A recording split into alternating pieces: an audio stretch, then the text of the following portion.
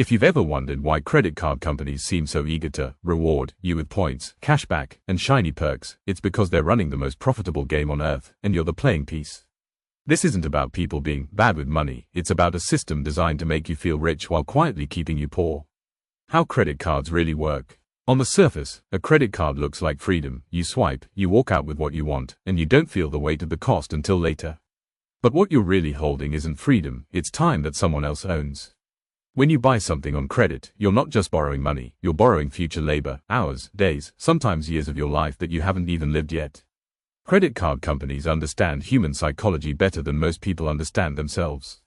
They know we're wired for instant gratification, that $50 now feels smaller than $50 a month from now, and they know most people will never pay the full balance off each month.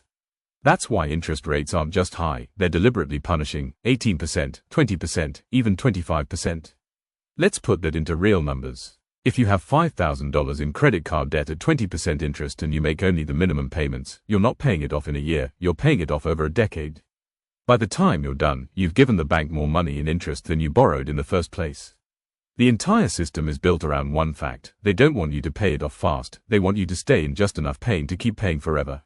Why this feels so normal? People think, well, everyone has a credit card, it can't be that bad. That's the trap. We normalize debt because it's everywhere. Society even praises it. Banks give you good credit scores, not for avoiding debt, but for using it responsibly. Think about that. You're rewarded not for being free, but for being predictable. You're given higher limits and better perks the more you prove you'll stay on the hook. We've been conditioned to treat debt as a tool for lifestyle rather than as a financial emergency measure. That's why young people are encouraged to get credit cards, to build credit, when the real lesson should be, learn how to live below your means before borrowing becomes a habit. What the wealthy do differently. Wealthy people use credit differently because they don't use it to survive, they use it to leverage assets, not buy liabilities.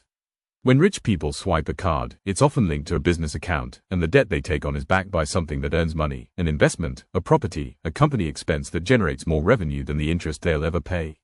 When everyday people swipe a card, it's often for things that disappear: dinners out, clothes, vacations. It's not that these things are bad, it's that paying interest on something that loses value instantly is like pouring water into a bucket with no bottom. The rich borrow against things that grow, the poor borrow against things that fade. That's the entire game, breaking out of the trap. So how do you escape? First, you stop thinking of credit as extra money and start seeing it as future labor you've already sold. Every dollar you put on a card is a dollar you've promised to work for, plus 20%.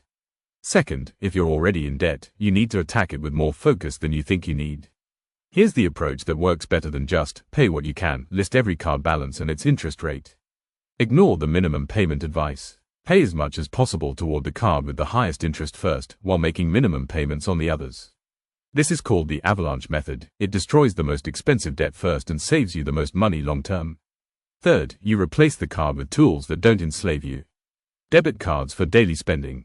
Automatic transfers to a savings account so you never touch money meant for emergencies. If you need a credit card to build a score, keep one with a very low limit, use it only for fixed expenses like subscriptions, and pay it off weekly, not monthly.